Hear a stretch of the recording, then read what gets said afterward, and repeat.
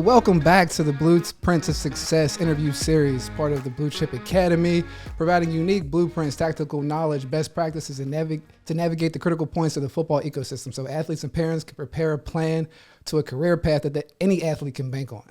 So today we have, let's welcome Sam Schwartzstein, former director of the football operations, innovation, and strategy at the XFL, one of the most innovative minds in football. He revolutionized the game of football by reimagining and implementing new kickoff, overtime, punt, play clock, and many other gameplay adjustments that had never been seen before. Prior to the XFL, Sam worked in Silicon Valley for ed tech company Chegg. After graduating from Stanford as a captain of the 2012 Stanford football team, he led the Cardinals to their first Rose Bowl in 50 years. His biggest flex, highest ranked offensive lineman in 2013 NCAA video game. So let's welcome my guy, Sam Schwartzstein, man. How you doing? Good, man. Thanks for having me on, JK. Yeah. As someone who, when in your interview when we talked at the XFL, that was like, I played with you in the video game. You know how important the NCAA video game is. Oh, man. That's awesome, man. As somebody that's seen so many different aspects of the football ecosystem, man, coming up in Dallas, Texas, where, you know, football is king, going to a place like Stanford and all that good stuff, and all the way up to an executive and starting a football league, changing and revolutionizing the rules. You've seen different viewpoints. What would be one piece of advice that you would give to anyone looking to get into the football industry that they can bank on throughout their entire career? You can learn skills, and those are going to be important. A lot of employers are going to want that. You can provide value. Hey, I know you're missing X. Let me provide value Y to kind of fill that gap. I don't think you can replace passion. I think what I learned at the XFL was we had a small-knit group of 11 people in our football ops department, but every single person wanted to change football, make it better. And there was a lot of people in over their head, myself included. And I think that we were able to have success before COVID by having passionate people solve problems. And I think it lets you be able to do things a different way, identify what experts already have in place, but passion will take you that extra mile, and don't ever lose that passion or the game's going to pass you by. Great. Don't ever lose that passion, man. You can't teach that. So like leaning into that and understanding that's a good thing to fuel to drive you through this football ecosystem. So jumping into the recruiting process, played at one of the national powerhouses in the DFW area, Southlake Carroll Dragons. I mean, if guys don't know about this school, it's like when I was coming out of high school, I think they were the #1 team in the country. But when I lived in Dallas for 6 years, I got invited to a game from a Penn State alumni to go to a Southlake Carroll game. There were like 60 tailgates at a high school football game. And I'm like, oh, they're playing somebody. Can I get a ticket? They're like, oh, it's sold out. I couldn't even get a ticket to a high school football game, and I was at a tailgate 3 hours before. So that's the kind of high school that Sam went to down there in Dallas, Texas. So your recruiting process, how was your experience? Yeah, so I mean, with that said, like we were the #1 team in the country. We won every game in 2002, lost one game in 2003, lost one game or no games 2004, 2005, 2006, right? Like, great. But we weren't sending that many guys for how successful we were to the next level, because that's not what our school was about. We had Todd Dodge. I think he's the greatest football coach I've ever been around. High school football coach, any level, I think he's the best. And but his job was to win football games, not to get guys to college, where a lot of times the coach's main job is to make sure guys get a free education. Right. So my process started out rough. I'm second team All-State. How come I don't have any offers? What is going on here? I was all district. How come I can't get any? I'm getting these letters before I ever played because of my school, right? They just assumed I'd be good. So I was getting letters to no one spelled my name correctly, right? It was Schwartzstein, Schwartzstein. No one spelled it correctly. But my brother dropped out of high school or dropped out of college to help me get recruited. And that was huge for me. And so he came back. I made my first highlight tape on VHS with him, right, going through some games. And so if you still see my highlight tape on YouTube, it's got the video calibration lines on it. Right. We sent about 11 VHSs out like that. I got my first offer off of a highlight tape, but knowing we're not going to be able to just get that one base off, that offer based on the highlight tape. So he had then started working at a deli to be able to afford to buy us a DVD burner at the time, so that he would then, because he went and interviewed every guy who had gotten an offer or had attempted to get an offer. He interviewed all their parents to say what were and he took all their best practices. And he then got that, he got a DVD burner. We put my nameplate on it.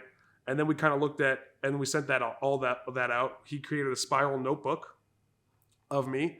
And I was 6'5" and 285 in that. And JK, tell the people, am I 6'5"? Nah, man, No. so it's about 6'2", 6'3", you know, 6'2", Yeah. 6'3". Yeah, right. And so, if you show up, like, you're going to not see with it, but you'll see me play. My brother's main concept was, can I get the guy in the door, right? And he even did this when I was like 12. He put me on one of those AAU websites that I was 6'10". Okay. And I was actually 5'11". And so when people would call, he'd go, oh, yeah, the 6'10" kid at 12 years old. My brother would go, oh, he's actually 6'1". And then I got to somehow show up at 6'1". And so that's how I got more AAU basketball. And so it's a little bit of a hustle that my brother was doing. And then he would come to practice. And since every college sent coaches to us, we had the Gatorade Player of the Year on our team in Riley Dodge, now the Carroll Dragons head coach. And my brother went to University of Texas before he dropped. And then he would wear all Texas gear. He would never lie, but he'd come to practice and watch me. And when other coaches would watch, because, that was Vince Young, Colt McCoy era, okay, they'd go, who you watching? He'd go, I'm watching Schwartzstein. Never, he had his notebook out. Never was it a lie. He never said, I am a scout. It was always this. And my coaches were like, my brother played at Carroll, and so my coach was like, okay, Max is just here watching practice, so okay with it. But yeah, it was a big hustle, right? And look, at the end of the day, I showed up to Stanford. They thought I was going to be 6'4", and I wasn't. But ultimately, it paid off for everybody in the end. Right? I'm not saying that everyone has to do it my family's way. That's just kind of how my family's been. But you have to find what's going to make you unique. JK, you and I worked together at the XFL. Not everything was going to be perfect working with me, right? I have my rough edges. I have my issues that it's not going to be perfect, but we get the job done, right? Get the job done. You don't want to know how the sausage is made. Coach the player communication system. Don't ask how it works. Just know show up that it's going to work. So that's kind of how we approached it, but it was like you couldn't out hustle my brother in helping me get recruited. So it was an active process. The recruiting process was not a sit back and wait, like, oh, who's giving this offer? It was like, nope, this is what we're doing. This is kind of our, let's say this is our product. We have to put it in front of people. This is our value proposition. Hey, this is what it is. All right, this is how we're going to get him marketed up a little bit. Just not even a little bit of smoke and mirrors, whatever the case may be. Understanding the dynamic of which you're at, using all the advantages of being at Southlake, Carroll. I love that story. You know what I mean? It's a different. I'm the different kind of maybe some of your other listeners that have athletic traits. Like, we found what made me unique, right? So, strength training. My brother had me doing strength training in 6th grade, 7th grade, right? In Carroll, we had an indoor practice facility. Like, we had top tier facilities for any level of football. So when you go to do Spark training, I don't know if they do Spark training now or any of those testing things. Yes. I was going to test off the charts because my bench, I was doing 24 reps at 185 when I was like 15 years old, right? And so there, and then, the vertical jump, I was able to, they were using the pads. I was able to kind of manipulate that to where I had a little bit higher vertical. And then I was quick lateral, right? Okay. And so I was the second highest athlete in Spark rated in Texas after one other guy, right? And so that helped me get noticed. JK, I'm not that guy, right? Like, there's just things that you can do to kind of help yourself, show yourself in the best light. But, I was working out at 6 a.m. in the morning. I was doing film study, working out after school. My dad took me to work on school on the way to work. So there was things that I knew I could stand out, which was like the hard work aspect. Right. But then my brother kind of was like, how do I package this player? Like you said, how do I sell this player? And we're going to put ourselves forward.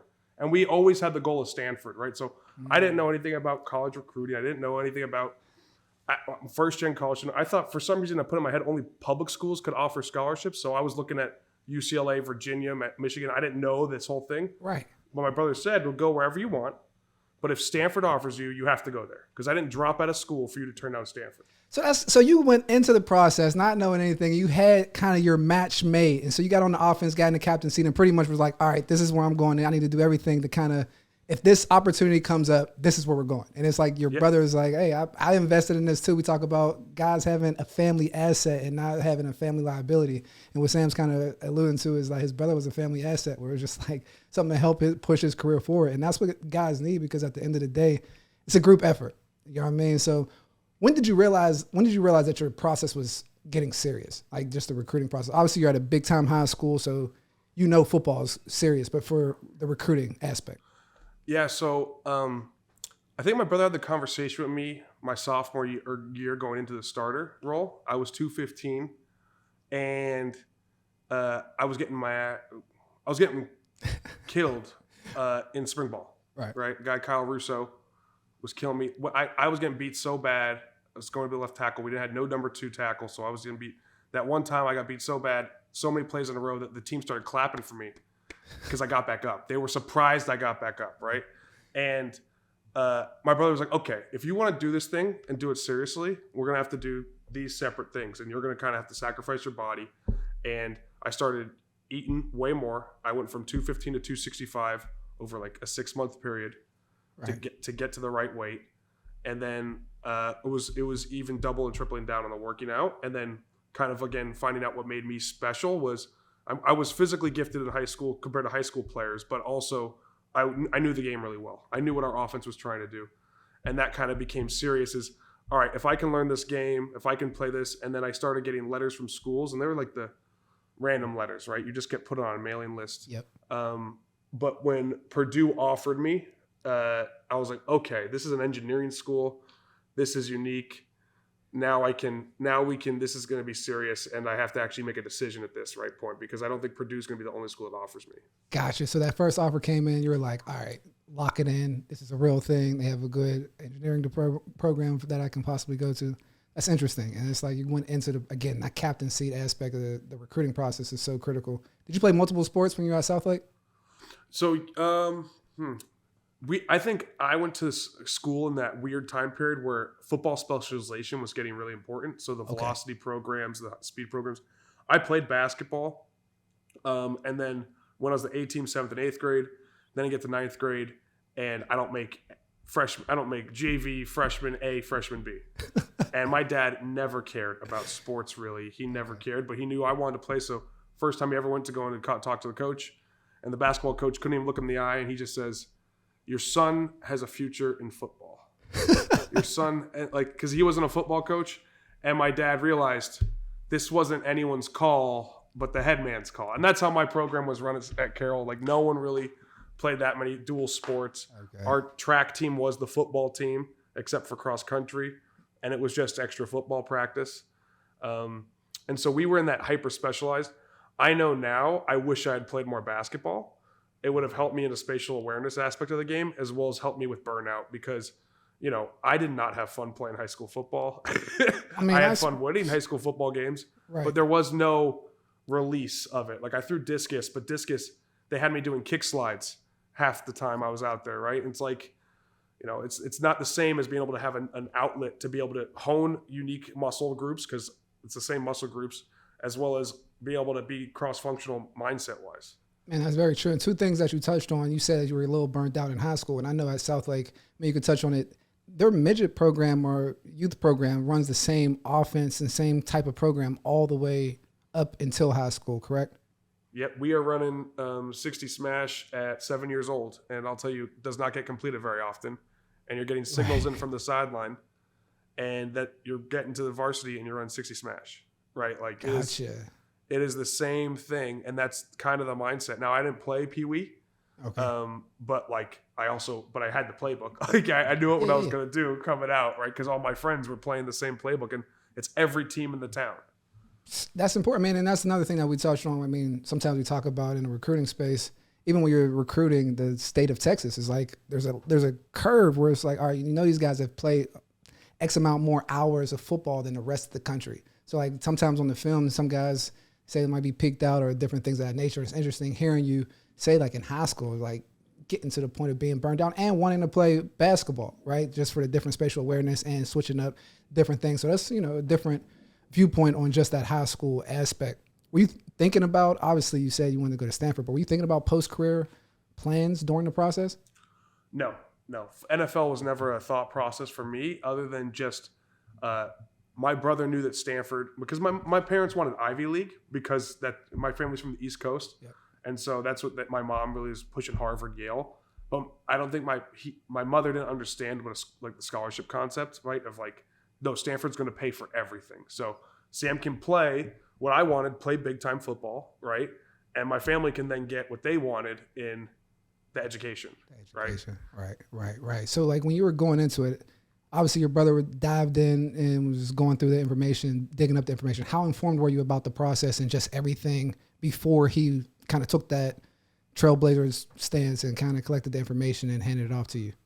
I was pretty lucky to have him, right? Because he just kind of kept me up to date, and he said, like, Sammy, you're going and we're gonna make the highlight tape today, or like, hey, we're gonna go in and we're gonna do this process, or hey, we need to go through and we need to make our book. Like, you'll sign off on everything, but he took a lot of it on his own because he saw, okay, here's what it is, and it kind of looked at like my family doesn't look at we look at fair but not equal, if that makes sense. Yep. How we look at it, like there's certain things that he was gonna do that I didn't have to do, but I knew I had to be in the weight room. Right, I had to put the extra effort in. If he was going to be putting the booklet together or making the DVDs or sending them out, finding the coaches, I had to make sure I was doing it. So we were both working for the same goal, but on different tasks, right? Right. And so I was not making up all my own stuff. I would not be. I'd be lying to you saying like I was there making the graphic design, but I was in the weight room. I was in the film room, making sure that my brother's stuff wasn't going to waste. Got you. That's incredible. So going into, you knew you wanted to go to Stanford. What was it about Stanford? And like, you obviously end up going there. So what did you base your decision on? Or like, why was that the key school? It was education. It was big time football. And it was Jim Harbaugh. I mean, that's what, those were the three things, big time football and Jim Harbaugh specifically. Okay. Yeah. So at the time, probably the top school that offered me was Kansas. I was a late offer for Oklahoma, but even Oklahoma was like, and what's really cool about Stanford is like, I had a lot of teams be like, you should just go to Stanford. You know, like even if they had offered me, it's like, hey, you got that offer, knowing your mother, knowing your father, like you should go. Like, and so that was pretty cool. I had some honesty because I remember Coach Patton, he was at Oklahoma at the time. That's what he was saying to me at the camp. But so I really liked the big time football. Kansas was number 2, but Harbaugh really made you feel like the change was coming, right? They came off a 1-11 season. Then they come back that for his first year, they beat USC, right? In the biggest upset ever. And that's the legend of Tavita Pritchard. And, that kind of got you re-energized to kind of go in there and say, hey, we're going to do this. And what was interesting is when I was getting in there, I kept asking, hey, when's summer school start? When's summer school start? Because every school offered summer school. Right. They weren't offering summer school to everybody at Stanford. Harbaugh, the year before, it was only like maybe 1 or 2 kids. And then my year, it was about 15 of 18 kids got it. And actually a guy dropped out of summer school so I could get in because I was one of the last guys, like stars-wise, to get into the school. That's very unique just from the standpoint of other schools where it's almost required or, Valandatory, right? Yeah. That's the word we used because we also used it with our guys. And I mean, like that was so shocking to me. And I remember on my official visit, I was like, where's your indoor practice facility? Are you building one? Because my high school coach, Todd Dodger, just left for North Texas. He was building one there. I had one at my high school since 2003. So we'd had it for 5 years. And they were like, what do you mean indoor? Yeah, we don't need this. This is Palo Alto. You don't have to go inside. And like, so my facilities were better in Carroll at the time. And the town's commitment to success was more involved, right? Gotcha. Stanford hadn't made a commitment to having successful football. They just wanted it to show up like every other team, right? Hey, we have a great education. We have facilities. The swimming team wins every year. How come the football team isn't? And Harbaugh really was able to kind of move that momentum and make sure that there was a commitment from the university to make the team better. Was there something that you saw when you were going on your visits that made you believe that he had the momentum going that way? Was it? He had every faculty member involved in all of our process, right? Like he knew how to sell. The best salesman in the world is Jim Harbaugh. And he had all the faculty coming in and they were part of that recruiting process, which that was not the same way I had it anywhere else, right? They'd show you Oklahoma, they show you cool facilities, the dorms with the PS5s, and then all the trophies. And Harbaugh was like, you and your parents are going to meet every professor. You're going to meet the person that's going to read your applications. You're going to meet, and that's what the selling point of Stanford is, right? Is getting the community. And so that kind of showed us, and then like kind of showed you hand in hand. And he would talk about how things were going to change with those same people in the room. Kind of be like, you and I see this, right? Andrew Luck's in the room with me, like he's seeing this, right? Like that was a big part of it. That's big. That's huge. I mean, that speaks to volumes when you talk about, him bringing the faculty in, understanding that was kind of a critical point for you and what you were looking for. So what was the best part of your recruiting process? I'd say the traveling with my brother, right? So we get to kind of fruits of our labor, right? Like we knew where we were going, but I went to A&M games. I went to Oklahoma games. I went to all these different games, and we, took advantage. I didn't do the official visits as much. I only took one official, but my brother was like, let's have some fun with this. Well, we get to go see these really cool facilities. You see these things on TV, and let's go everywhere that, we even think about going to school. So that was a cool little family thing that we could kind of give for each other. Like the Red River Shootout, I guess it's the Red River rivalry now. And I think, that was so cool. And what was funny is like, it was an Oklahoma home game, but they put all of District 5, 5A in the same seating section. So all the rivalries that we played against, that we've been playing against each other for years, we're all sitting next to each other. So it's just like, the game's not going on. Everyone's just trash talking each other while in the same location. So it was, like that kind of stuff, all those are some of my best memories. Oh, that's amazing. Worst part? The unknown, right? And so starting out going, hey, I don't know, if I'm going to get another offer than Purdue, or I didn't know I was going to get an offer from Purdue. And so then, I was not 100% forward about my true height. And my Vanderbilt called me and was like, hey, we want you to come to a camp. If you don't measure at 6'3", then just get back on the flight. My family couldn't afford flights. Going to UCLA was the same thing, right? And I have a 6'5", 6'6" wingspan. So at the end of the day, I almost feel like I have natural leverage. So I'm better at 6'2" and 5'8", right? Because you got it exactly on the right height. And I will keep that 5'8", not a half, 5'8". 5'8". And, I think that part was hard. I think, I lost a scholarship due to a temper issue. Can you talk about that a little bit? Yeah. So, I was extremely competitive. I'm constantly fighting for what we need. And we had a new coach my senior year. And we had a coach come in. My mom worked at the admissions office at the high school. He came in earlier in the day, told her, hey, I'm offering your son a scholarship today. And she was excited. Wow, like this is cool for me. And she knew and I didn't know. And I go to practice and he's at practice. And we start going to team period. And before this, Carroll never did ones versus ones because we had a pretty competitive nature. So they never wanted like fights to break out in practice. And my coach was calling, I did not think the best plays. And we've talked about this, you and I, that's not my job is to call plays.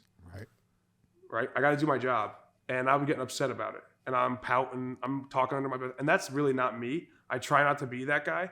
But I'm so energized. I don't want to lose to these guys, my friends, but it's ones versus ones. I've never lost ones versus ones. And then I talk back to the coach. And the whole group has to get on the line. We have to run.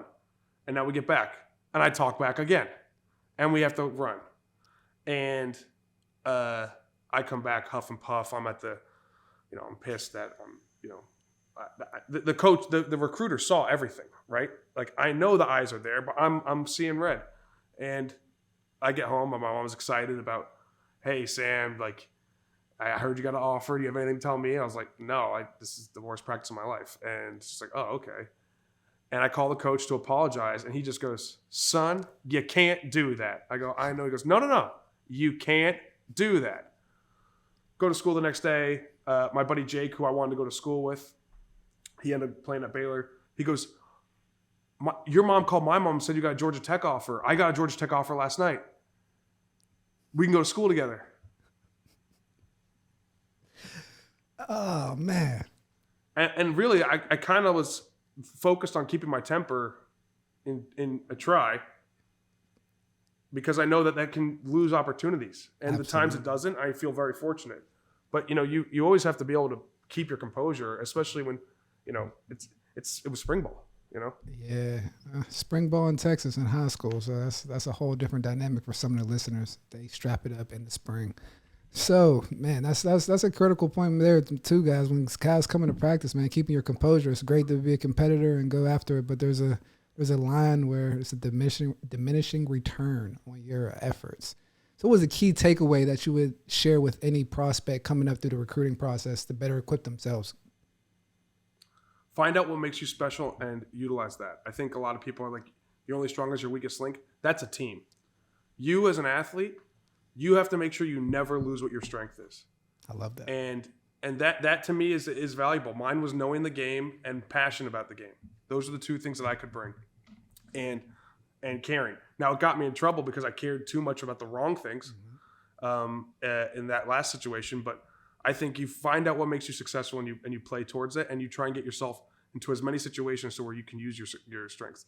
Don't ignore your weaknesses, but find your strengths and play to them. I love that. Lean into your strengths, man. Lean into them. I know you got, like you say, want to get those weaknesses right or whatever the case may be. But when you lean into those strengths and double down on that, that's big. So the recruiting process is over. You get ready to go to Palo Alto. You get to Stanford. Coming from a top high school program, you touched on a little bit, just the culture being a little different and more refined coming from high school. How was your transition to Stanford once you're there? Tough. I was one of 3 linemen in our class. I was the smallest guy. I was 6'2" and 5/8 and about 265 pounds. I hadn't really gotten any bigger. I was in shape, so I made every conditioning time great, but I'm not there to make conditioning times. I'm there to play football and move people around. And I had to recommit to the strength program. They kind of broke me down because I was hitting numbers in Texas, but I was improper technique, right? And I was very fortunate. I had a strength coach that I got along great with, but he had to break me. And it was, you're never gonna play a consistent season of football in college football because you're too small, and the way you're lifting is not the way that's going to be able to be beneficial to you in the long term. So your knees are going in on squat. So you're squatting 365 5 times, but your knees are touching. I'm getting you to 135 and putting you on a board. When you say he broke you, what does that? What does when the strength coach breaks you? What does that look like? Can you talk to me a little bit about that? Yeah, it's I'm hitting numbers. I had some of the best numbers in my class for O-line and in the weight room, but my form was all off. So a little bit embarrassing. Sam, you don't get to bench 225. I was benching 225 14 times getting to college. Mm-hmm. No, you're doing 135. I'm putting you on a tendo. Look on your speed. Let's get your form right. Okay. I'm going to go get you on back squat. You're going to be 135 instead of 365. So and, it's like, that sucks. Right? Mental breakdown. And it's like, hey, if you his goal was never to hit numbers, right? You guys, hey, and they used to have big 400 club shirts that all the O linemen would have, right? Because they hit 400 on bench. He got rid of all that because what Harbaugh did was everyone on the staff only focused on one metric, and that was winning football games. There was no yards per game. There was no sacks. There was nothing that we focused on other than wins and losses. So we found that if we have the best players playing the game, regardless if they're like the best specimens of themselves, we're going to have to make them play in the game. It sounds stupid, but best ability is availability. It is. And so the good players are good. You taught me that. and like you have to make sure you can utilize that successfully, and that's what our strength coach was. So that was hard for me to transition to that because, I knew a lot. And then, no matter how good I am on the board in the classroom, right? I was great drawing plays up, paying protections, calling it out. I got moved to center, and I had some mental deficiencies I would stop being able to snap correctly once I was inside the 10-yard line on either side, right? So crunch time. If I'm backed up, my brain was getting a little scary, and then when I was in that near red zone, the close red zone, I started haywire, right? Snaps were off, timing was off, because I'm getting that anxiousness if we're going to score. And so I had to kind of get that out of me and be able to translate. It's great to be up on a board, but when there's a 305-pound man who can do 25 pull-ups in your face, you've got to snap and get him, right? And you've got to make the call there too.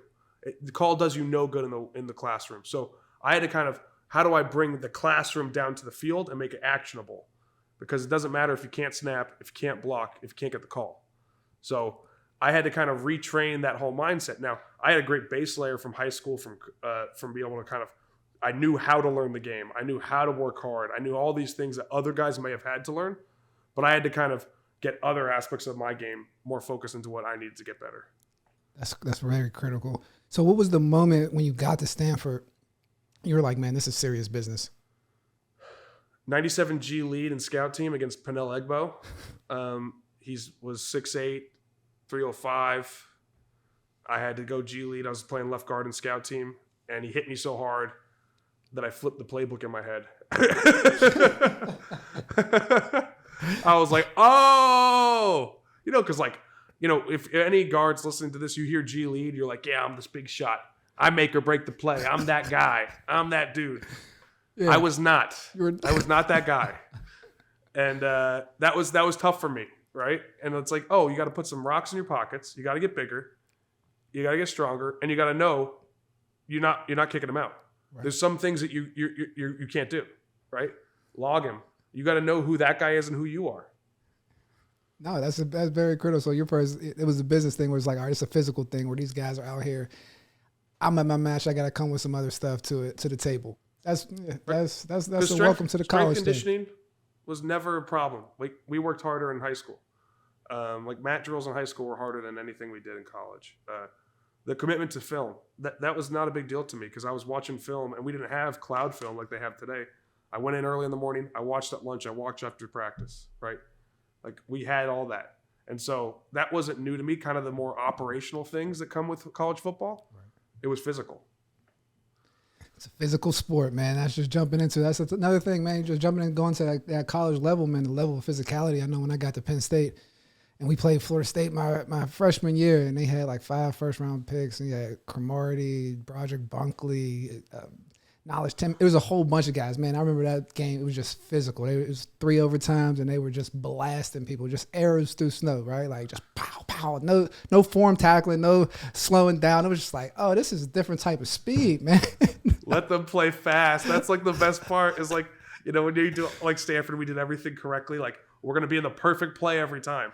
Right. And then you go and you play some dudes like Oklahoma State or USC, and they don't have gap responsibility.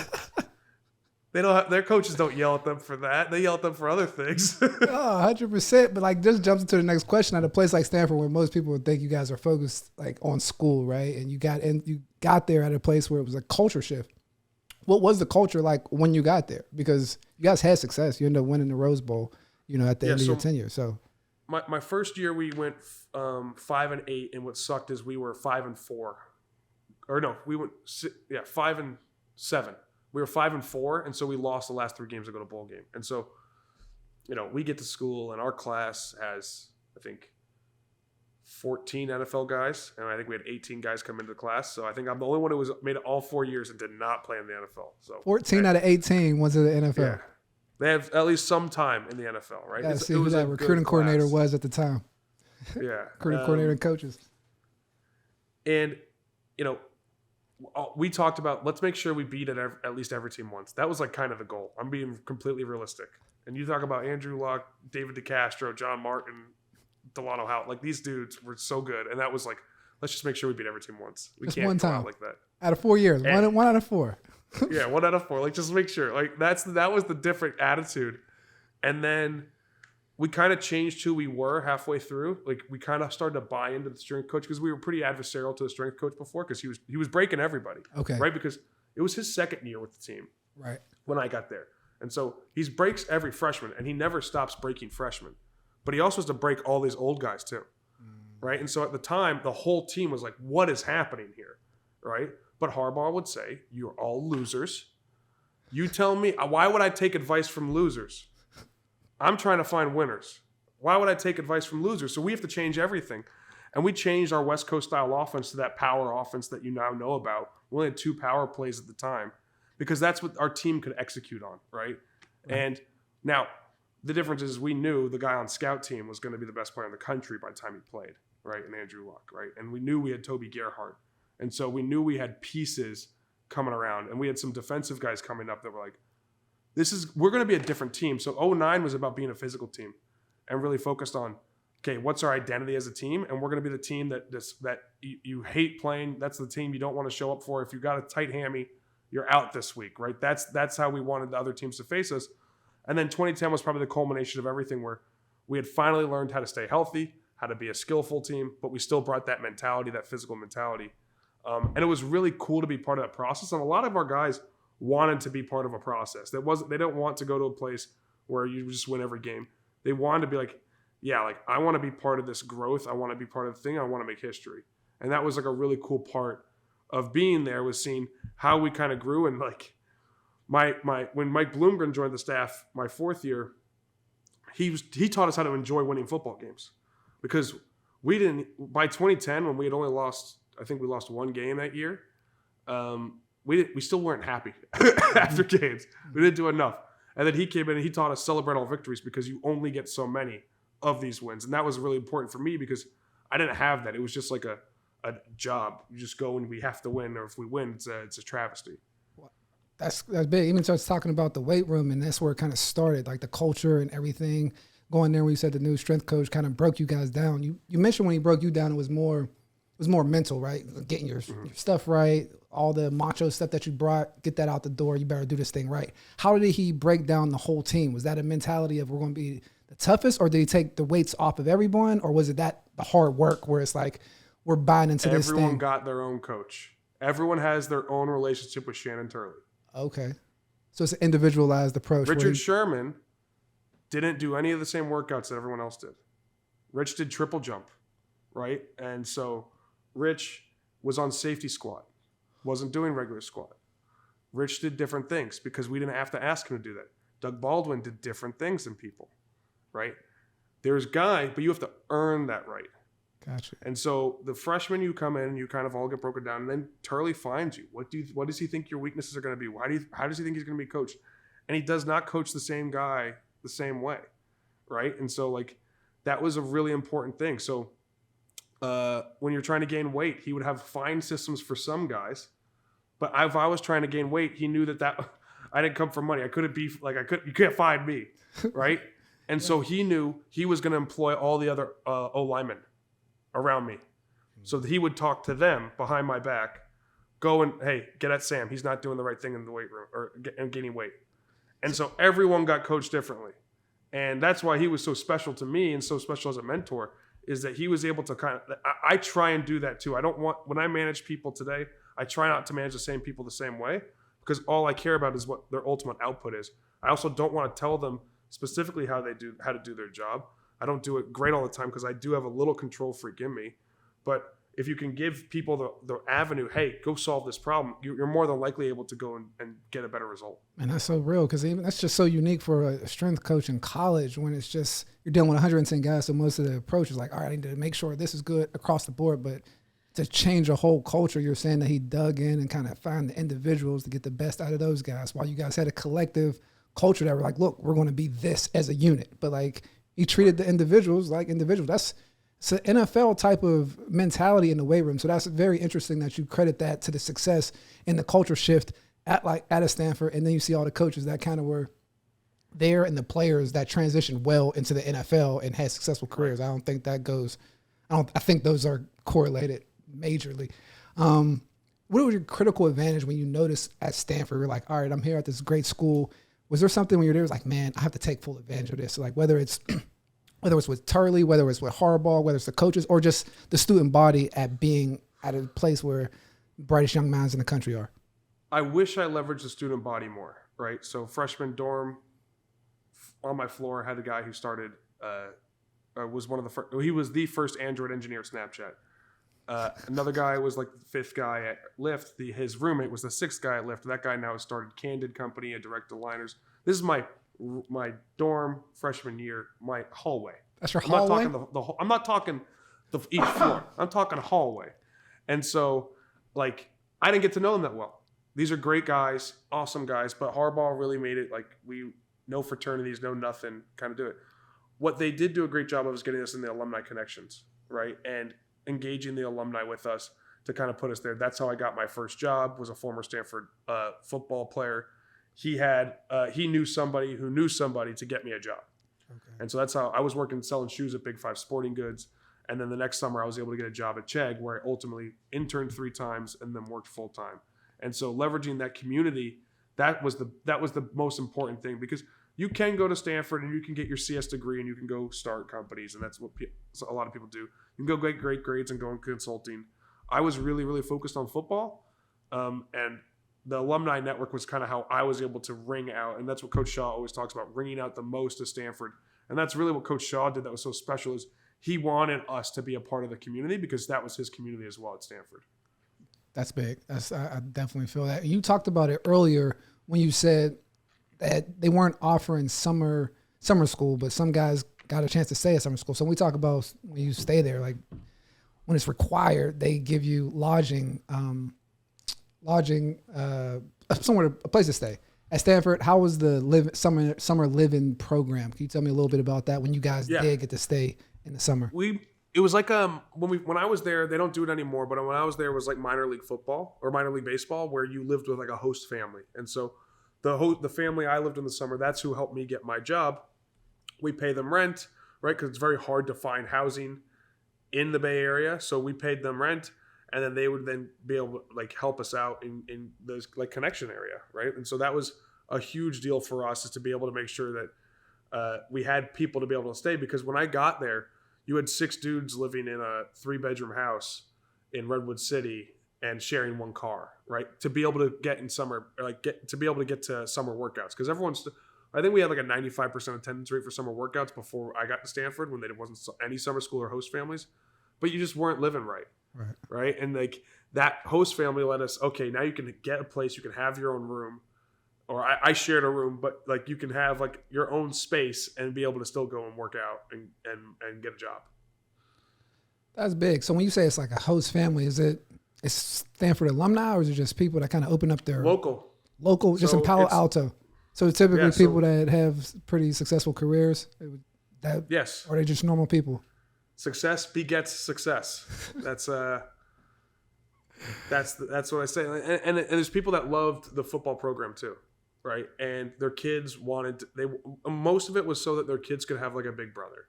And everyone that I know that was part of this program, they still go. Like I had Christmas and Thanksgiving with these people every year. I didn't go home for Christmas.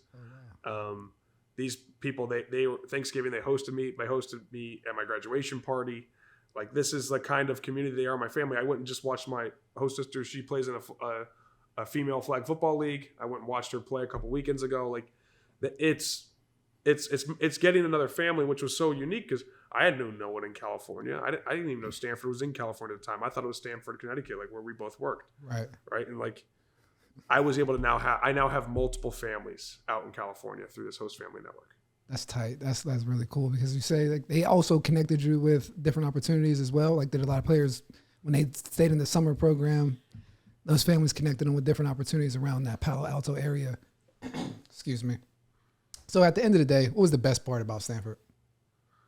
You know, you're surrounded by a bunch of other weirdos, right? And I think you would have fit in great at Stanford, because it's guys who want to think and play football, right?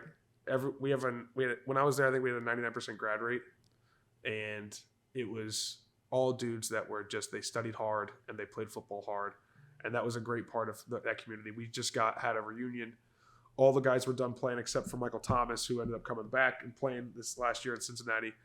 But our whole class was kind of done playing football. We got together in Dallas this past year, and everyone showed up, and like that was a really cool thing, where it's like, it's a class that's unique. Everyone's different success levels at the professional level. But when we got together, it was like old times. And I think that was such a unique experience for us at Stanford, where I don't know if every class is like that. Maybe I just have this romantic view of it, but maybe going through that fire and having success helped us create these strong bonds. I definitely agree with that shared suffrage aspect to what you got to go through for training camp to make a team and a culture. And you guys kind of did some special things up there at Stanford when you were there. What was the worst part when you were out in Palo Alto? Trying to get the right support, right? Without the host families, there would have been no support. I was first generation college student. I didn't know what a major was. I didn't know a lot of that stuff. And I was struggling on the football field. And when I put all my self-worth into football and it wasn't going well, right? And I was delusional. You're 6'2" and 5'8" and 265 pounds. Why are you not starting? There's a lot of reasons why you're not starting. There's an All-American ahead of you, but that's not even the worst of it. And so for me, it was kind of like finding that out, not having enough support, and Stanford's changed a lot of that with it. I was fortunate to have good friends that helped me pick my classes and ultimately find a major.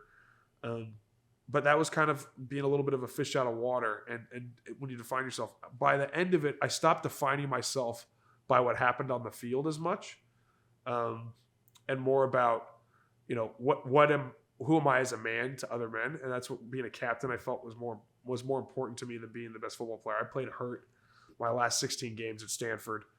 So I knew that this film wasn't going to be the film that the scouts loved.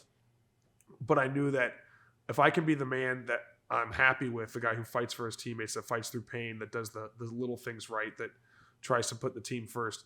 And I did that in all aspects of my life, relationships, at school. That really opened up me to not have to be valued by wins and losses the entire time. And the wins still came, right? But at the end of the day, it's a football team. There's 53 guys that play in each game. On either side, a lot can happen. Very rarely is it one guy that wins the game or loses the game. And so you have to be comfortable with what you can set your goals to and stick to that, and not be defining yourself by everything that happens on the field. A lot of people don't get that until many years after kind of football. It's very impressive that you picked that up while you were going through it. And I might go into a little bit of the next question. It was like, what is your key takeaway that you would share with anyone to better equip themselves to go into like a academic and football power like a Stanford? Yeah, I think be realistic with your expectation and unrealistic with your work ethic, right? Just, hey, what do you want to get out of this? I want to graduate and I want to play great football. Those are the two things. Those are realistic things that you can get out of it, but have unrealistic ideology on how you're going to get there, right? If you're going to have a great time at Stanford with school or whatever, set your goal to it, but do it with everything you got. Don't be halfway, and be proud of the process and the passion you put into it, and don't necessarily care too much about the results, because you need to have regular expectations for it. It is really hard to succeed, and there are other dudes on scholarship on the other teams that don't want you to, right? There's dudes on your own team that don't want you to, right? Now you're a family and everything, but at the end of the day, everyone's fighting for playing time. Khalil Wilkes and I were really good friends. He would have much rather him start his fourth year or his third year than me start my fourth year, right? That's just the way it is. Now we're still buddies, but be realistic about your expectations, but you can't be realistic and unreal and not put, okay, I'm going to go do only a little bit of work today. No, you got to do it all. Got to do it all. When you're at those big places like a Stanford, Northwestern, different schools like that, man. It's that 50-50 model or 100-100 model where you have to go all in and kind of lay it on the line and lean into the process, because like the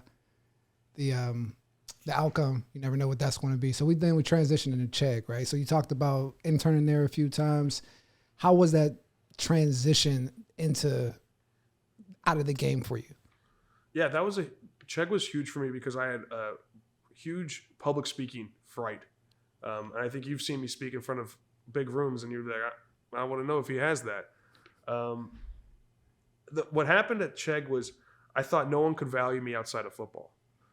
And the CEO there, Dan Rosenzweig, close family friend now, he kept pulling to find something in me. And then finally he gave me an open-ended project. There was a competitor we had called bookrunner.com. At the time, Chegg only rented textbooks, and Bookrunner was getting giving free shipping, and we knew it cost us like $9.50. So we said, go find out how they can do that. Not, here's this exact task. I need you to plug in this homework or this HR software and find these talent. Go tell me how they get that. And it was open-ended for me, and I went crazy. And then he goes, okay, now present it to the board. It's about 7 weeks later. And I was nervous. But nobody knew anything about bookrunner.com but me. So I had confidence. I'm the expert in this space. Gotcha. No one, I know everything about bookrunner.com. I measured how they had satellite offices. I was able to find that they have Reed Hastings on their board. Or not Reed Hastings. I forget his name already. They had the guy who founded Netflix on their board. So they were using the Netflix model for textbooks, where at the time it wasn't digital, it was DVDs. So they had satellite offices. So I was able to, I counted parking spaces. I Googled how big parking spaces, started to figure out how big the warehouse is. I actually went to one of the warehouses, scared some woman that was there because it was a little tiny thing in the middle of nowhere, I was the expert. And so when I presented, I could give them this information. I was able to find out that they were hiding a subsidiary within Amazon facilities so that they would get the Amazon UPS pricing, because Amazon did so many packages. They would look as if they're Amazon, they got cheaper pricing. We were able to then get that same pricing because we were doing just as many packages. So just diving into that project, open-ended, and kind of going right into it. So when you talked about interning there, I guess I jumped a little ahead, but like, how was the transition from the game? When you, like, you're doing the intern, you're still, are you still like thinking I'm gonna play? Like, take me a little bit through that. How was the transition? So I was still thinking I wanted to play. It was, to kind of get those life skills. I was really interested in the tech world, right? I really didn't know. My dad was an auto repair, had his own auto repair shop, and then was an auto mechanic and service writer for years. And that's really the businesses that I knew about. But I wanted to learn this tech business, how to leverage the internet. I was a big nerd, so I loved the internet. But like, there were some things about the working space that I did not get because I was a football player. I showed up to every meeting room 15 minutes early because that's what you do. But then other people would be like, why are you in this meeting room alone? I was like, I'm waiting for everyone else. No. They showed up at the meeting or 5 minutes after, right? That's the kind of stuff that I didn't get. And I had to relearn kind of work culture and learn that, hey, everyone has their own family outside of this, which I was not used to. I didn't play professional football, so I didn't have that other aspect. I had, everyone's only bought in on one singular mission. That's not how a workforce is. Maybe like true small stage startups like we at the XFL were for a while. But I think people have lives, and that was a hard thing for me to kind of get and now transition to. And that was super helpful for me because I was able to be way more empathetic, right? I think I might have lacked a little empathy at the start because I was like, why would you not just care about the company, right? Well, I have my own family. And I would love to go to T-ball games. Right. And I work at this job so that I can spend time with my family and live in this area. That to me was super helpful because now I know whether I'm bought in and all in or not, maybe other people aren't. I just have to find out what those people's goals are, and I can maximize that for what I need my output to be, right? And as I'm working with people, don't assume everyone's in the same spot because of you. Even at Stanford football, I was there to win games. Some people had fun playing football. Not me. Mm-hmm. But I was there because I wanted to win on a big stage. And so if we can just align on what our outcome is, then we can be comfortable with what our process is. And everyone's going to have a different process. That's so critical. When you touched on that, like just on some of the things, what attributes and traits did you, like from your playing days, did you use when you got there? You talked about the open-ended project and you kind of were using your analytical stuff, like how many spaces, and you kind of just went after it, right? What else, what attributes did you really lean into? Was it like your hard work? It was hard work, but I think like I did a lot of stuff in football my own way too, right? I took coaching. I tried to do the best of my ability, but I wasn't the most talented guy, so I had to sometimes do it differently. I was going to step back my first step coming out of my stance in the run game. I could never step forward. So I had to cheat the snap and I'd shoot my head over, right? And so I did the same thing in the business world. All right, I'm not going to have the best skills, but I'm going to identify people that can work with me and then ultimately leverage myself. So I won the hackathon every year I worked full-time at Chegg. 1 year I tied, but I still count that. Can you explain what the hackathon is? Yeah, so a hackathon is when they give you an hour or a full day off of work. They give you a prompt and they say, you have 24 hours to solve X problem at Chegg, whether it's an external problem or an internal problem. And you and your team, you come together, you create a product overnight, you then make a presentation, you present it, it gets judged on, and whoever wins gets a cash prize. And so I was always the product guy and the sales guy on my team. I don't know how to code. I don't know how to design, but I know how to identify customer problems or company problems, and I know how to pitch that in a way that the executives would do it. So your audience matters, right? And how you're attacking a problem. In the football world, it's you're watching film on that guy in front of you. How is he going to adapt when you cross face, right? For me as a center, if I reach across, how is he going to adapt? Is he going to try and cut inside? That means I have to be a little more soft on it. If he's going to run with me and I don't have to base block him head up, I can just shoot my head all the way across and he'll run with me. I really don't have to block him that hard. But guys are going to take it differently. In the business world, it's the same way. Your audience dictates how you present information to them.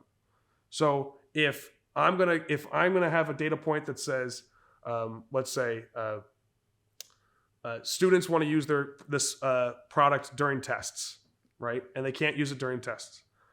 For the sales team, I'm going to say we're going to enabling students to make more purchases during the testing process by enabling it in a Chrome Chegg study within a Chrome plugin. For the engineering side, I'm going to say with only 12 man hours of engineering in one sprint, we'll be able to utilize this product in a Chrome plugin. It's the exact same product, but whoever I'm pitching to, whatever the audience is, I have to change my adaptation. It's the same in football. Your audience dictates how you do it. And so, I was never the guy to impose my will 100%, but I always knew that someone else was going to try and do something the opposite to me. So I was the one reacting. Got you. When you went through this hackathon, was that kind of where you found your confidence to kind of revert back to your instincts from playing sports? Yeah. And because that was game day, right? And I think, like when you're preparing for this podcast, people who don't know, no one prepares better for a podcast than Justin King. I've never received any documentation better than this. And so when game day comes up, you got to show up. And hackathon day was the most replicatable piece that I could have from the workforce because that was one day. Normally it's, hey, I have these calls. I'm going to do sales calls every day, every month for the month. And then end of the quarter, it's like game day. It's a soft game day every day. But the hackathon for me, that was the most replicatable. The entire company comes. They go fan vote on the judges. It felt like a game. And so that to me was like, boom, I have my moment. This is the one I have to show up and I'll outgame other people. That's great. I love that because it's like, there's always that gap. I think with athletes, we're always told, hey, you have these transferable skills, but like no one ever talks about like the lack of confidence when you get into the next, like a different space, right? Whether it's corporate America, you're in Silicon Valley, which is a very competitive vibe. Was that easier to transition into coming from college football or just high level football? Probably not. No, okay. I think what made it unique was I was at a college football team that had no class structure, right? So like Ty Montgomery could make a sideline speech as a true freshman the same way Andrew Luck or Sam Schwartzstein could, right? Like there was no hierarchy, there was no hazing at Stanford. There was it was pretty simple. And the Valley's the same way, right? Pretty much if you can provide context or if you can provide value, we're going to listen to that person. There's no age is not as big of a deal. Some people still have it, but really it's not that big of a deal. Versus working on the East Coast, if you don't put people in hierarchy order of on emails, you get in trouble. This happens. Like, why? The email's not to you; it's to some other person. That's why I put them first. And so, I think that kind of stuff. It was what was hard is breaking I'm the dumb jock in the room, right? Because in the Valley, everyone went to Stanford or Cal or UCLA or Caltech, but I'm the only one who played football. And so that's where, part of me, like I just talked about playing your audience, I might have played up the football too much. Okay. Right. Can you talk, how does that look? Because a lot of guys, I think they're told to lean into the football thing a little bit. So yeah, I guess like for me, it's like I started being taken care of, I was treated differently when I started working out at a different facility than the facility at Chegg's campus, right? Because it's like, oh, big meathead is going to go work out in the facility who's always working out. If they never saw me working out, it was fine, right? But I'm coming out of the shower at the gym and I'm bigger than everybody, right? And I think that was a little bit of a different mentality. And I think, hey, I've got to show my skills and other assets, and it can't just be the football player assets. Like I don't have to be repping 225 at the gym not a gym, it's a fitness center. So it's a different thing about, hey, where do I play it up? Because play it up in story time. You want to hear a story about Coach Sharbaugh? I'm going to not be shy about it, right? That's going to help me get in the room. That's going to help me open doors. But sometimes you need to be able to show, hey, that you can do more than just be that football guy, or else you will get pigeonholed. That's very true. Even when you work in football as a football player, like or in business, like ourselves do this, whatever the case may be, but it's just like that football tag and just having to kind of recreate or rebrand yourself. Like, okay, I do have this interest, or I can, break down this, that, or the third. So that's very important information there. We're just going to take a quick break, and I'm going to do a quick LIG read for one of our products. Hold on one second. So this episode of the Blue Chip Academy Blueprints of Success is brought to you by LIG Sports Group and the Blue Chip Academy's Blueprints of Success Recruiting, NIL, and Player Development Support Program. The college landscape has vastly shifted in the transfer portal, NIL, and other changing dynamics. Without proper guidance, many athletes will fail to maximize their full potential. LIG's Blue Chip Academy provides recruiting, NIL, player development, advising, and families and athletes so they can make the best decisions in the critical points of their career. LIG will provide personal football operation, player development, and recruiting advisory services. This will include recruiting, player development, and dual lane branding. With this package, we will have a blueprint to success where it's a full breakdown of your strengths, weaknesses that I would send to a head coach based on your breakdown. 2 calls per month on relevant football recruiting concerns, 1 lesson per month via Zoom, 45 minutes detailing the business of football and recruiting process. You can reach out to me at jking@ligsports.com, and there'll be a link at the bottom for any more information. So we're going to jump back into this Blueprint to Success interview.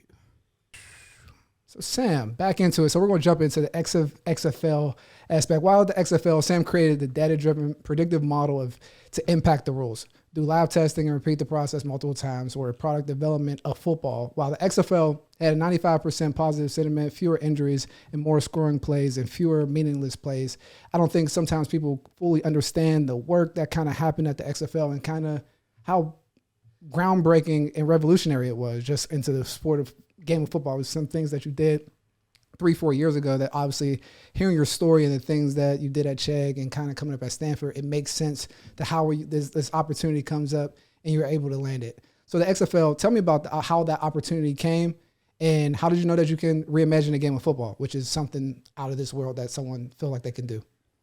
Yeah, so as I was doing product at Chegg, I got a text from a random West Virginia number. It says, "Hey, Sam, I'm taking a job in professional sports tomorrow. I think you'd be interested." Okay. I don't know who this is. I know of one person that could be in West Virginia, and it's Oliver Luck, Andrew Luck's father, my college roommate. And I said, okay, this could be interesting. I don't know what it could be. I can't sleep that night, and I'm in California at the time. I wake up, and my phone's off the hook, going crazy. I missed everything. Because on the East Coast, it was announced that Oliver Luck has joined the XFL. And I finally was able to go, okay, now I got to get my phone. This is a real thing. Because I grew up in Stanford, Connecticut, Greenwich, Connecticut, where the office is. My dad used to fix all the professional wrestlers' cars before we moved to Texas. And I'm a big professional wrestling fan. My first ever football was the XFL football in 2001. I loved that thing. But he said, Vince wants to reimagine the rules. No one's ever had a process to do it. Why don't you do product development that you do at Chegg, but do it for football? And that's really the combination of it, right? And so one, it's networking, right? If you want a job in professional sports, have your college roommate's dad become a commissioner of sports league. That would be my best advice. For everything else, it's put yourself out there. I'd been talking to Oliver for years. We'd been talking about how much we hated football, how much we want to change football. I'd go to games with him in Indianapolis, and we would talk about this stuff. And so I was able to kind of show him that I had a level of expertise. I was doing content on the side anonymously that I'd been working on it, and I'd shared it with Andrew before about how teaching people football. And that was really important to me, was to make people better football fans. And you on the defensive side and the special team side, you kind of know all these different things that go into what makes a great play. For me, I see middle of the field open, middle field closed, right? It's a different game for you and me watching defense. For offense, I wanted to show fans why the run the ball up the middle play, as they call it, has so many inner workings to it. You don't just run the ball up the middle, right? And data will tell you it's that. But I wanted to show people, here's all the different things that come into it. Here's what you can do off of it if you do it correctly. And so I was doing content on Reddit around that. And so I was still passionate about the game, and that was something that I was able to kind of show Oliver, and then Oliver trusted me to kind of do that process with him at the XFL. That's really interesting that you said that you started creating content to help fans become better football fans. that's something that I never really heard from a football player, to be honest with you, right? Because you're coming up as a player. Typically, you have this weird relationship with fans or people that watch the games like, they don't know what they're talking about, whatever the case may be. But you kind of already had that before the XFL came about, where it's like, I'm trying to help you guys understand what's happening a little bit better. I'm kind of, that's the an coach to interesting, player. Excuse me? So our coach to player communication, going that over the air, that's where the concept came from. So I used to go and I would watch Red Zone and I would find my favorite play of the week. And it was always a running play because I don't know pass game that well. And I would break down how they got to that play and what the defense was doing differently, and I would break down the play call. It would always be a West Coast play call because that's the play calls I know best. Right. And I would break down, here's how the play is called. Here's ultimately how the blocking scheme works. Here's what the defense did wrong. Here's why this play was successful, right? What they did. And it was a 3-step process: pre-snap, mid-snap, and then end snap. And that's why we gave the play call away. Was if fans could hear the play call and the Greg McElroy or Joel Klatt can teach them, here's what this play call means. That's why they were getting to that point. So when Pep Hamilton's calling this really long, convoluted play, and then you get to hear Pep say, Cardale, kill it, everyone gets to know and get a better football fan because they don't know, they went to the field with multiple plays, or, this is why they're in trips, or this is why they're starting trips and go to motion to get rid of the man. Like, it's hard for announcers to do that, especially if they're not giving it their all, but teaching fans to be better fans. So that's what you use XFL for. There's 185 million football fans, 38 million fans, one and more. That's what you and I were building for. Right. Not the 185. We were building for the 38. Mm-hmm. And so they already liked football. So I knew they were going to, if they watched our game, they were going to watch the game in the fall. So how do I make them better fans in the fall? Well, this is our mark. And that's what made me think your friends are going to be better fans in the fall if you don't watch, and you can't let that happen. You got to win the water cooler. So that's where our concept came for. And it's big that you say that, even that, because like you shifted my perspective. I'll give you a lot of credit on that. Just on my focus being kind of internal with like kind of player centric and out, right? So like, and all its different things coming like, all right, this is what matters to the players. This is how this kind of operates from like the in-game operational standpoint. And you always had that viewpoint on like the broadcasters and the fans. Like, this is what we need to do. And it was like, it's actually a great combination where we were coming through, because we had some clashes or whatever the case may be, but we always got to the best outcome. And it really shifted how I looked at the whole football ecosystem, to be completely honest. Because once you're at like a league level and you see the power of the fans or like what you're catering to, it just shifts the dynamic that you can't really go back to. Well, I'll give you credit. So the concept that I come from is called thinking in systems, right? Where all the systems work together, right? Now, when you do that, you're able to think macro level and micro level. But what happens is they become blocks, and you're moving blocks around. But in football, although these blocks are big, players is the biggest block. If the players don't execute, then none of it matters, right? Because at the end of the day, we could have played the exact same rule set, the exact same stuff, and if the players played great football, fans would have loved it, right? I was trying to control so much and make sure all these things worked that I needed to be grounded in that player bucket, right? Let the players be players. Let them solve their own problems, right? Like, you have to let the players be players, or else if you're going to do this, it's like, too much. So I needed to be grounded, because I'm thinking, okay, I can move this block around, or if I'm doing this, I need to provide this. And there's still the big bucket of 456 players we pay every week, Sam. Does that sound familiar, that sentence? I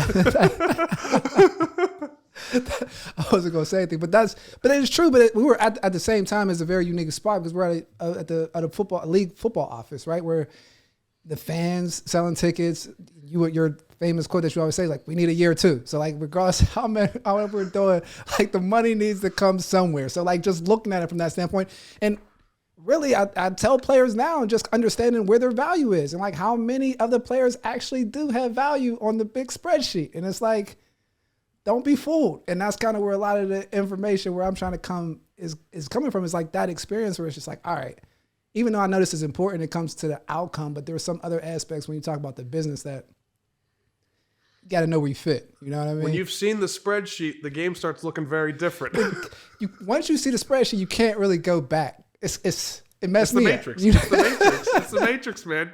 Once you see the spreadsheet. Once you see the spreadsheet. So it was different, like transitioning. I always talk about transitioning out and going to out. When I worked in Dallas, I worked at a physical therapy company called ATI Physical Therapy. And I remember transitioning from football and going there. And it was easier for me to show some humility because I knew I was in a new space. And I'm like, all right, I have things to learn. I don't really market. I don't really sell things. I showed some humility to be able to gain that structure. It was a little harder when I transitioned back into football, right? There's some things where it's like, man, I've been doing this since I was 8, 9 years old, like as a coach's kid, whatever the case may be. Hardest part for you transitioning back into football as a football innovation executive. So you're at the top, and this is like your first chance to work back in football. And you have rich history in football, playing at Stanford, all these guys, all that good stuff. What was that? Tell me about that. The hardest part was that no history was going to be rich enough for what I was asking coaches to do, right? And how I solve problems is through data, right? And data is not necessarily how everyone solves problems, right? But if you follow data in the Valley, Vince follows data, so it made that conversation easier. My conversations with Vince McMahon were easier. I mean, you saw me stressed, but they were easier than they were with the coaches. Right? That's why I didn't do every week with the coaches like you and Doug, right? It was a different animal because I needed to make sure that I came in and I had everything buttoned up. I can't ask these coaches to go on a 25-second play clock that starts on ball spot if I don't know everything about it. And so my expertise saying, hey guys, trust me on this. I don't get to say trust me. I have to show them that I've analyzed every NFL game, that we've added 14 columns of data to the NFL data set, and that we were able to break it down, and that I'm able to make them a 32-second play clock when the average NFL play gets done at 31 seconds.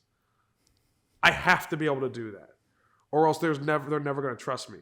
And you never want to play the Vince hammer, right? Because you've heard that on one of the phone calls where I'm getting accused that I'm not making football. This is not what fans want. This is not, and I'm getting interrupted. And finally, I have to go, well, if you don't want to do it, talk to Vince because this is what Vince wants. And you don't want to do that, right? You don't want to do that in business. You don't want to, because then you take their agency away from it, right? And you never want to take, because I don't want someone to take agency away from me. No, right? sometimes. And you have to show that you're listening, and you have to show that you're giving to them. And that was a problem of mine. I have all the data. I have all the information. No one can know more about kickoff than me. But they're the ones that have to execute it. You have to transfer that information. It doesn't matter that I know. It's that they have to execute, and I have to get them on board. And so that was a problem for me. The job got so much easier after week 1 because the kickoff worked, right? And so then the big things out the way, and now things. Now, coach to player, we had a bug in our system because one team wanted to have someone go opposite, and so we were having some bugs. And so, but the coaches gave me more slack with mistakes or issues once they had that baseline. Okay, this thing's working. Gotcha. That's interesting the way that you put just about, it's like pretty much evidence versus opinion. That's kind of big. I read something Nick Saban had come on and say, like, he's open to hearing all information from anybody as a coach, but like, it better be evidence-based and not just your opinion. And that triggered with me because everything we present to coaches, I don't know if guys know, coaches, they spend a lot of time in football, so they're kind of hard to change their mind and about things in football. You talk about changing the rules, play clock, like opening up their play clause to the country, like you're changing their whole operating system in football. And this is what this guy's asking them to do. So you had to come with some evidence. You got to come. And you had to be confident in what you knew, or they'll eat you up. So I could only have confidence in the hard work and the data, because I'm not going to tell so I had different sides of it. I have Bob Stoops, who's a great coach, but he was really open to pretty much anything. He knew more of that as business. You have guys like Mark Trestman, who they got really good at honing a specific craft. They know this game. And when you change that, now it's like, I don't know the craft anymore, and they kind of malfunction. And then you have my old offensive coordinator who taught me football, and I'm telling him, here's how you're going to play football. And so there's three different dynamics. Pep Hamilton. Pep Hamilton was my offensive coordinator in college. Well, and I've known him through years when he was at the Colts, and I'd been friends with him, and so it's like, now I'm telling you how to run your football team. Okay, these are different dynamics that I had to work through. Yeah, and it's very interesting because, and it was a dynamic that I think it was cool for me to see, because they had to take it, right? Because we're coming from the league office, and you're coming with evidence. So like when you're pushing these different ideas, and they were revolutionary, man. You had guys lining up 40 yards down the field, changing everything about it. Did your time in Silicon Valley help you transition back when you're talking about spitting out the data points and all those different things? Like, did you feel more confident coming from Silicon Valley? Yeah. So you're going to get triggered. I'm about to say 3 questions. You know exactly what they are, and it's what problem are we trying to solve for? What does success look like, and is it big enough to matter? Big enough to matter. So like, I mean, you couldn't present to Dan Rosensweig today, and if you don't put that's how your deck starts.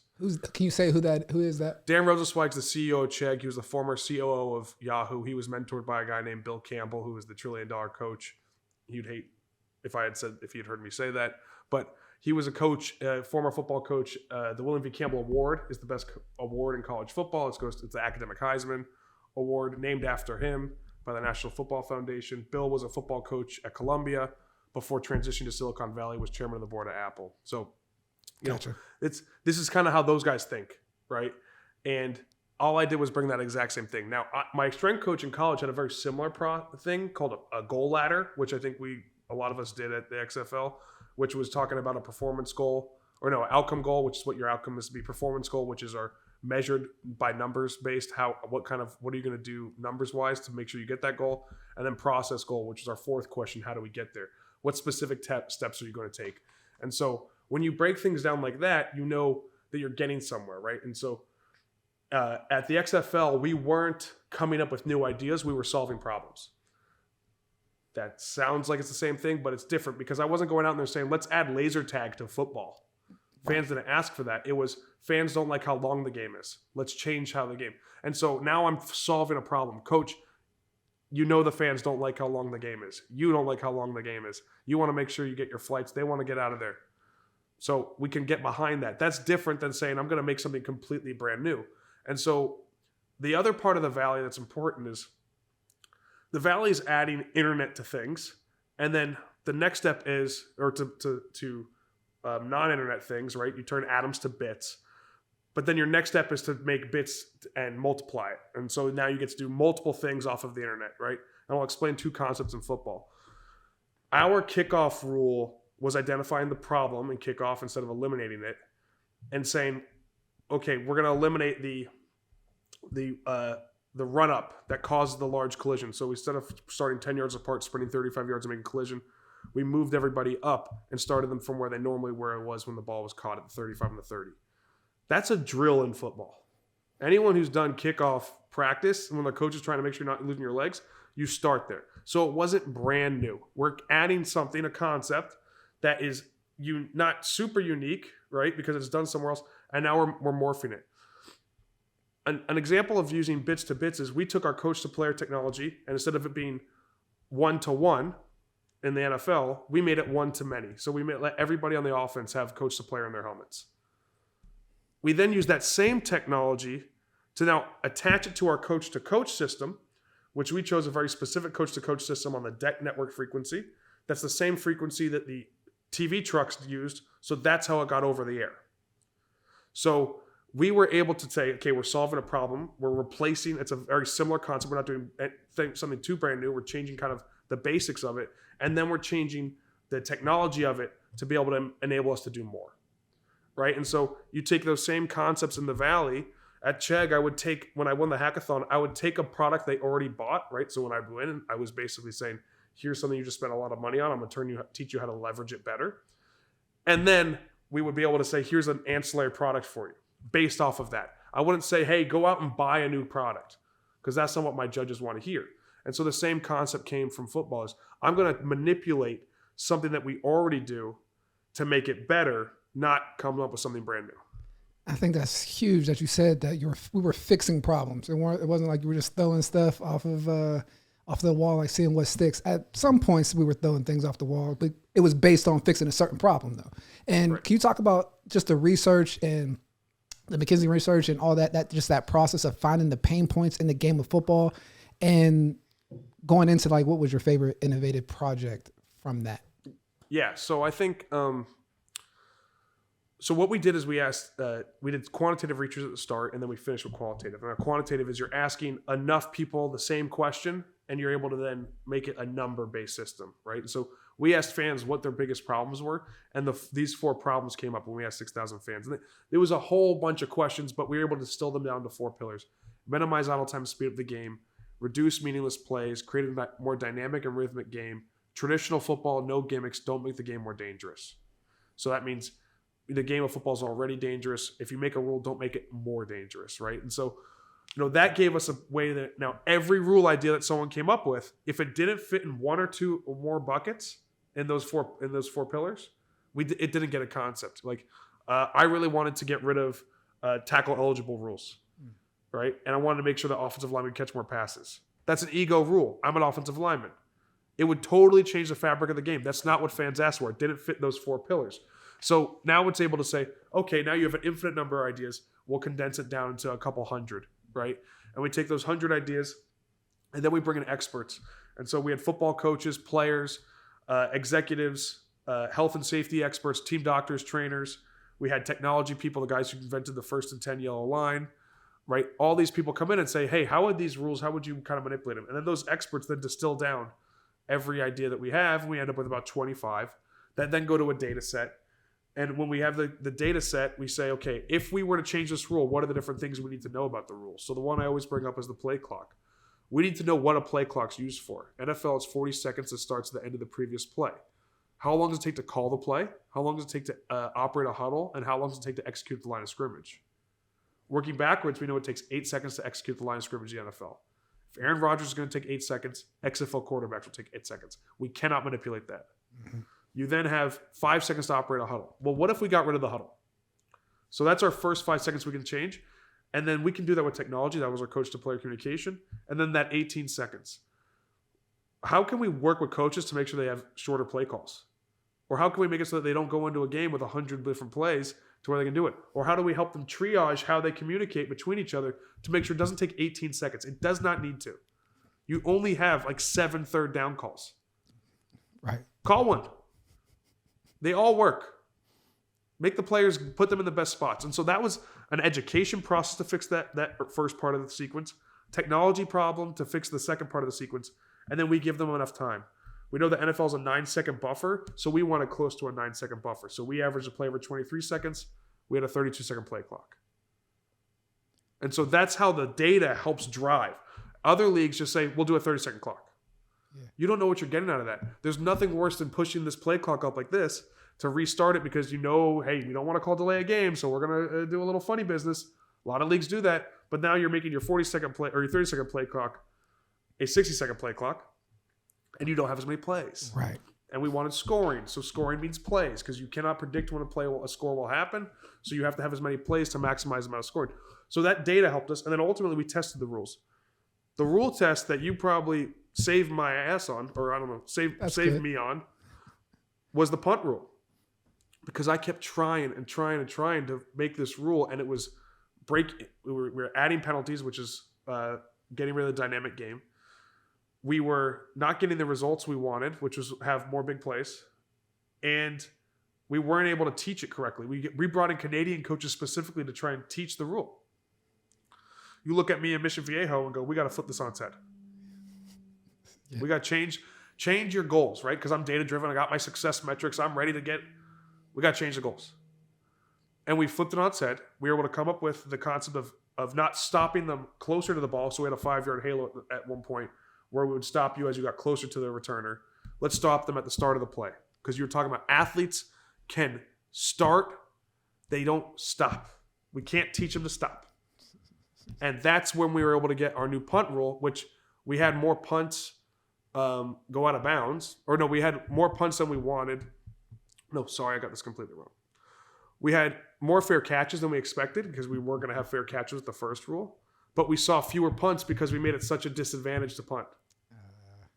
So we actually had a net positive by having fewer punts in the game than seeing more action on punts. It was a different way to set your goals. And that taught me, okay, you don't have to force anything. Let the rules, let the testing, let the data dictate what you're supposed to do. Listen to people that can figure out how to solve these problems and you'll ultimately get to the desired result. And that was another thing I learned from. It's that no hierarchy. Find the people. Let's just get any good idea. It does not matter who comes up with it. Right. Let's just make sure we have any good idea and we execute it. That's critical. And so just to answer the question, the overall innovative project that was your favorite was pretty much the rules and putting everything. Yeah. The whole thing. There wasn't one specific one. It was like, coach the player. That it was getting to create this process, right? Like the whole that process took from June 2018. We didn't have a final rule book until the week of training camp. Yeah. Over a year, over 18 months. So and that was just taking, in the Valley, that's a sprint. That's a week, gotcha. Or that's 6 months or maybe 6 weeks if you're going to do a full, agile. And that's we got to do that over time. I mean, the football was a really cool one. I think we all had fun with the football, being able to talk to the players, test the leathers out, test the shape of the ball. But I think the rules itself was this should not work, and it somehow worked because of the process. And changed the whole fabric of the game. We're to the point now you see the problems coming up still in the NFL. So we're at a point where they're going to, they did a deal with the XFL to kind of use them as a training ground or for the rules coming up. So we'll talk about that. The XFL was kind of a peak around the corner, right? When we talk about the things that we were doing, had a little bit more freedom than different leagues. And now you see kind of how college space is changing, NIL rules, open transfer portal, educational benefits, and spring leagues jumping up. How do you view the current college landscape and spring leagues fitting in there? So do you want to give people a real peek behind the curtain? 100%. Okay, here's the real peek behind the curtain. If we were able to innovate in the spot that would have had the most impact, Justin King would be the most important person in the world of football right now. Because Justin was the one who was tasked to get the college players into our league. And we were going to go through it because I believe that the only way to win is to kind of copy the best people who've done it before. And so the only spring or startup football league that's ever been successful is the AFL. And they had two things that went for them. Innovative offenses. They had the shotgun offense. And so they're scoring a lot of points. So that was our new rule changes. Hey, we're going to have innovation. Mm-hmm. The second was talent vacuum in the NFL. The NFL only had 8 black players in it at the time. And so the AFL did not have a black player restriction. Hall of Famers galore in there. Athletes everywhere. Great players, great people, all in the AFL. That's how they were able to compete in the Super Bowls when they would have the two leagues compete. So we had to look at where our talent vacuum was for the NFL, and that was college players. We wanted to go after college players to get some of those guys. Justin Ross said, pay me $120,000. He doesn't know that was $80,000 under budget. Come on, man. And so that was what one of the main things Justin was hired to come on and do. And executive leadership was scared. Scared to do it. And so with that thing coming into this, in the stand of where it kind of fits in college football, now you see guys moving around, NIL deals, and different things of that nature. Do you see the spring football leagues having an impact on the college game? It'll be hard, right? I would have loved to have gotten Justin Ross, but if Justin Ross is if we had a $200K budget for him, and if he's making $1 million from NIL, then we can't get him. Right. And so spring football's got to figure out which guys they can get that aren't the elite of the elites. Right. And the USFL changed the NFL's rules because Herschel Walker went after 3 years. He went to the USFL versus the NFL was at a 4-year deal. So after Herschel Walker left, that's why they're at 3 years. So if we had changed that, maybe the NFL changed to no years. Zach Evans was a guy we were looking at. I don't know if he would have worked out long-term in our league because of his success right now, but he was the top guy in the country. That's a guy I really wanted. Right. And I don't know, but NIL has now made the players have so many opportunities to make a lot of money, and there's no salary cap. Technically, a guy can make more money in college than he could in the pros. Now, I don't know which donor is going to give Caleb Williams $50 million when he transfers next year, right. But he is locked into not going to the NFL, and he does have to go play another year of college after this one. And so he can transfer next year and be another mercenary. It'll probably make him more money. But so I don't know how the spring leagues are going to adapt that. They're going to have to get really talented people. I'm talking to probably the most talented person to be able to go and do that and get you into the right spot. Because we changed the game by getting Kenny into the league. That was a huge deal because, I don't know if we can cut this, but Kenny needed the money. He Yep, needed. yep. He We needed. you don't have to cut in. We go straight into it just on how that whole situation folded. Yep. Yeah, so Kenny's family needed it. Kenny's family needed the money, and he wasn't allowed to play at West Virginia for reasons that were not because he's a bad person. And JK was able to go get him into our league. It was a labor of love to go and get him into our league. But he was able to provide for his family, be able to spend time with his mom who was going through stuff. And that's really what we were about, was creating opportunities for people, both on the player side and the coach's side. And I think that spring football can do that for these guys coming up. To have success, I think they're going to have to get better talent. Not that we weren't super talented. I thought we were. But there is more talent available out there that we did not go after, that we should have gone after. Yeah, that's definitely another dynamic on that piece. And like just the value add that the league brought into it, just, I mean, the Kenny Robinson story, right? The situation happens, he comes in, and even to where it's at now, where he's, now he's going to his third year in the NFL, where he had a situation in college where, 2-3 years or spring football is not there. He doesn't get a chance to develop with, top coaches with Coach Hayes and Coach Lewis in St. Louis, build a little fan base, and then going to the NFL with just some professional background experience, and jumping in, scoring touchdowns this year, and now, setting himself up to be a starter going into year 3. So that's big kudos to him for just even following that path throughout that process. But like, that's kind of where I fit. I mean, we talk about those spring football leagues and finding those right players. He was he was like the masterpiece of what that would look like, where it's like an opportunity, a great player that can still develop, and just a skill set that, is a Sunday skill set. And that's kind of what they want to make up their things. And I always loved that project that we did, the way you broke down the AFL, where we just kind of show the different revolutionary players that made leagues better, and making that whole presentation for Vince, for Kenny. So that was a very cool experience, to say the least. And it's turned out great for him. So I'm happy to see that whole thing end the way it did. So what's the ideal personality or type of player that would lend well following your career to trying to innovate in different areas in football or become a football executive? Yeah, so for me, I think I might be different than some execs, but I always ask 2 questions in the interview process. What do you love about football, and what do you hate about football? If you can't give me either one, you're not right for this business. I don't want somebody that just says has something they love about football. Oh, I love, hanging out with my friends and watching the game. What do you hate? It's a perfect game. That's not enough for me, because I want to be able to change. I'm addicted to change. And that's the thing that, Doug's been talking to me about. It's like, slow down on some places. Not everyone's like you, right? You're not going to work well there. And so you need to be, but I still think you need to be able to have a thing you want to solve, a problem you want to solve in the game. And I think there's a difference in people that want to work in sports and work for sports. I want to make football better. I see how kickoff is making players' careers shorten.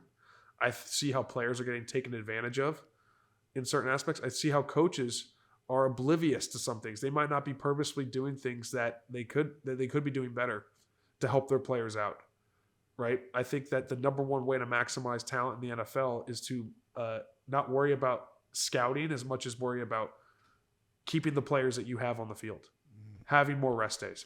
We, one of the things that we did is we eliminated 1.5 miles on our receivers' legs by not having a huddle.